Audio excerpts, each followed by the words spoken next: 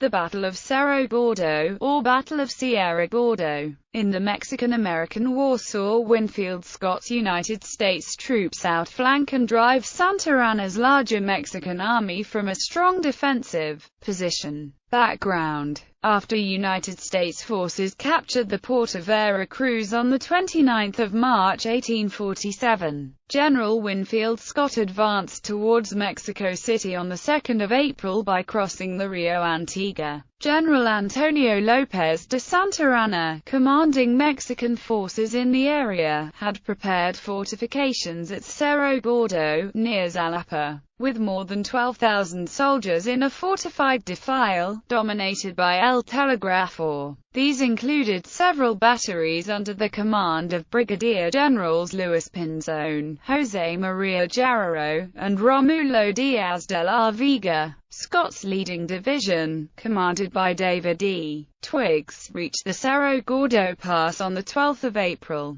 Battle. On 12 April, Lieutenant Pierre G. T. Beauregard, of the United States Army Corps of Engineers, determined that possession of Atalaya Hill would enable the Mexican position to be turned. The personal memoirs of Ulysses S. Grant observed that, in order to determine if a flanking movement were possible, reconnaissances were sent out to find, or to make, a road by which the rear of the enemy's works might be reached without a front attack. These reconnaissances were made under the supervision of Captain Robert E. Lee, and other officers, all of whom attained rank and fame. Grant continues that it was the roadways constructed by the engineers which achieved victory. Under the supervision of the engineers, roadways had been opened over chasms to the right where the walls were so steep that men could barely climb them. Animals could not. These had been opened under cover of night, without attracting the notice of the enemy.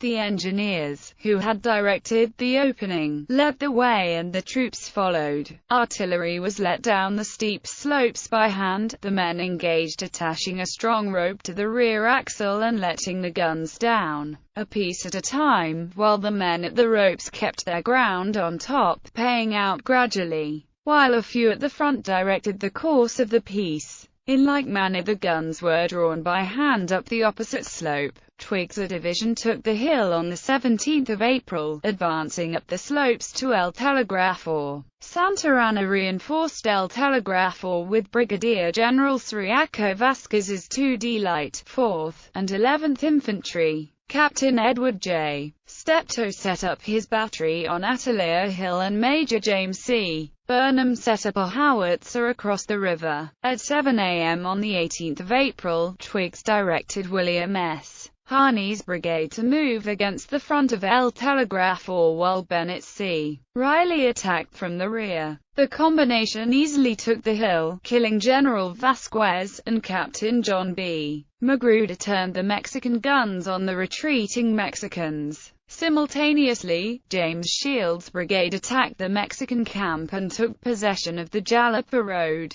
Once they realized they were surrounded, the Mexican commanders on the three hills surrendered and by 10 a.m., the remaining Mexican forces fled. Aftermath: General Santa Anna, caught off guard by the 4th Regiment of the Illinois Volunteer Infantry, was compelled to ride off without his artificial leg, which was captured by U.S. forces and is still on display at the Illinois State Military Museum in Springfield, Illinois. Scott moved on to Jalapa, and William J. Worth's division took San Carlos Fortress on the 22nd of April. Scott then occupied Puebla on the 15th of May, before departing for Mexico City on the 7th of August. Eponyms: Cerro Gordo County, Iowa, Cerro Gordo, North Carolina and Cerro Gordo, Illinois take their names from the battle, much as Resaca, Georgia is named for the Battle of Resaca de la Palma. Order of battle: Mexico was represented by the remnants of the Division of the North, totaling 5,650 personnel, 150 artillery, 4,000 infantry and 1,500 cavalry.